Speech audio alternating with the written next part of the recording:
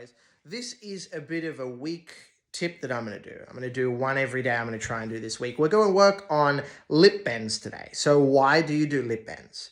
One of two reasons, or there's multitude more, but what I'm going through is I'm moving into a new mouthpiece. Reason number two is you want to get the most acoustical sweet spot of your setup. So if you're playing like this, essentially playing a trumpet in A and bending everything up, right? You want to push the tuning slide in and make sure you can dip into the center of the pitch to get the most efficient way of playing.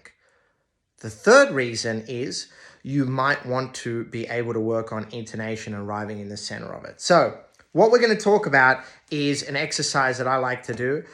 Some people do scales and bend them either up or down a semitone while using the fingerings of the neighboring key.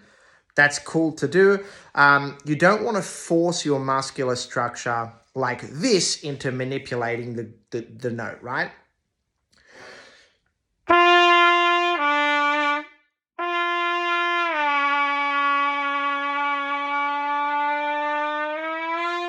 That's not the point of lip bends in this instance for that desired result that we just spoke about. So working on this can include one note, just going poo, poo, poo, note find T, and being able to get the same acoustical timbre and pitch and arrive in the center. Make sure you do them in time. Breathe in time, play in time, bend in time.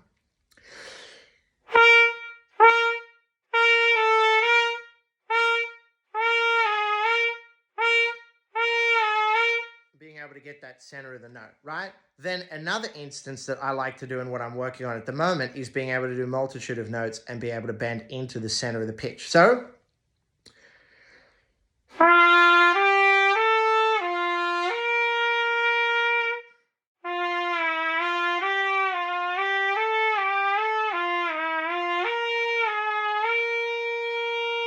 being able to get almost the same timbre, right? I'm not really happy with that, and that's just day two on this, so I'm going to continue to work on that to get the exact same timbre and response.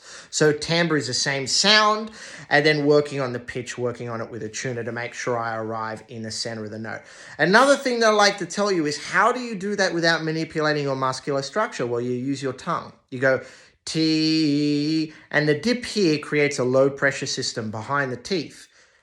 If you don't use K anchor tongue, if you do, you need a different way. But when you do the T, it creates a low pressure system behind the tongue that drops the pressure that can manipulate the note or the centering of the note without doing your muscular structure. This is something that's really good to utilize if you go higher and your pitch goes up and you want to be able to join the notes and be able to bend them down without using your comfort slide. Remember, you're the instrument. You control it all. Just like James Morrison says, you don't want to... I've seen him do performances with me, and he's had the tuning slide completely, and he's playing tune the whole performance. You are the instrument, not this.